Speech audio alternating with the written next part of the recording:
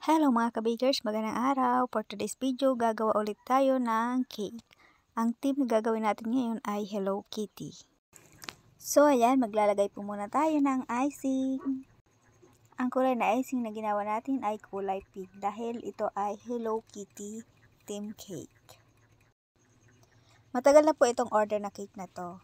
So ngayon lang natin na-edit dahil ngayon lang tayo nagkaroon ng time para mag-edit sa ating mga video.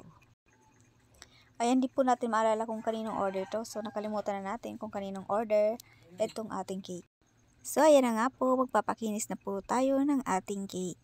Ayan, gagamitan po natin ng ating mahiwagang pampakinis sa ating cake para naman magandang tingnan at kaaya-aya itong ating cake. Pasensya na po kayo at tayo'y hindi ganun kagaling mag-voice over.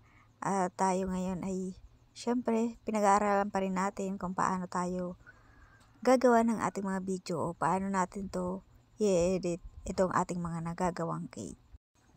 Sa ngayon po ay pagtiyagaan nyo na po muna ang ating boses dahil ito muna ang ating gagawin, ang mag-voice over.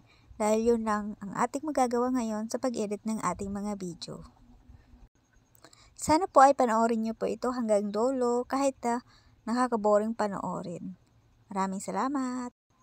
So, ayan na nga po, nagpapakinis pa rin tayo ng ating cake. Talaga namang napakahirap nitong gawin, lalo na sa mga baguhan pa lamang at hindi pa tumatagal sa mga ganitong uri ng pagninegosyo o paggawa ng cake. Ito po talaga pahirap dito, yung magpakinis ng cake dahil minsan talagang hindi natin may iwasan may mga lubak-lubak sa ating nagagawang cake. Kaya kailangan nating ulitin at talaga namang tiyagaan lang ang paggawa nito.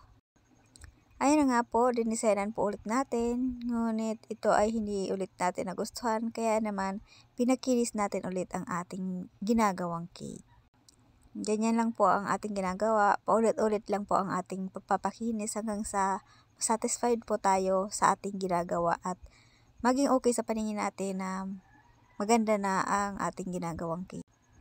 Kapag okay naman po ito, so dire-diretso na po yan ating didesenyohan hanggang sa matapos na natin na itong ating ginagawang cake. So, ito na lang ang sa ating itaas ang ating gagawin. So, pinapakinis na lang at nilagyan ng disenyo para malagyan na ng ating mga cake topper. So, ayan na nga po. Medyo natagalan tayo magpakinis ng ating cake. Ayan, lalagyan sana natin ng diamond design yung ating cake sa baba, kaya lang hindi ito magandang tingnan kaya inulit natin at pinakinis ulit ito para ibang design na lang ang gagawin natin. So ayan na nga, yan na lang ang ginamit natin para matapos na itong ating cake at okay naman siya tingnan at maganda ang ating kinalabasan na nagawang cake. Yan, natapos din kaya nilinisan na natin gamit ang ating tissue upang matanggal ang mga excess na icing dito sa ating cake board. So, ayan na nga po, medyo boring na tayong panoorin, pero sana naman hanggang dito pinapanood pa rin nyo at tinapos ninyo itong video na to. Maiksi lang naman itong video na to, kaya naman sana tapusin nyo na lang po kahit medyo nakaka-boring tingnan at panoorin itong ating ginagawang video. Ayan, maglalagay tayo ng icing sa ating piping bag para malagyan natin ng disenyo. Ayan na nga, ayan ang design natin ginawa. So, medyo binilisan na lang natin para hindi na tayo maboring masyado sa ating panonood. Kahit ako naman hindi ko na alam kung anong sasabihin ko dito dahil ang hirap pala mag-voice over. So, ayan, ginawa lang natin na mga bulaklak yung design para malagay na natin itong ating mga cake topper na Hello Kitty design. Ayan, nilalagay natin ang ating mga cake topper. So, inaayos natin ito kung ano yung mas bagay tingnan. So, ayan, nilagay natin yung Hello Kitty topper, kaya lang hindi natin nagustuhan kaya pinalitan natin itong may logo na Hello Kitty.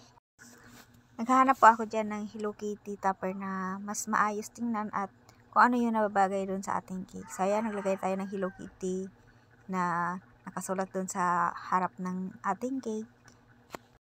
So, ayan na nga po, malapit na matapos nitong ating ginagawang cake at sana naman ay nanonood pa rin kayo hanggang dito. Maraming salamat po sa inyong panonood at huwag niyo pang kakalimutan mag-subscribe sa ating channel. Again, thank you so much for watching. Don't forget to like, share, and subscribe.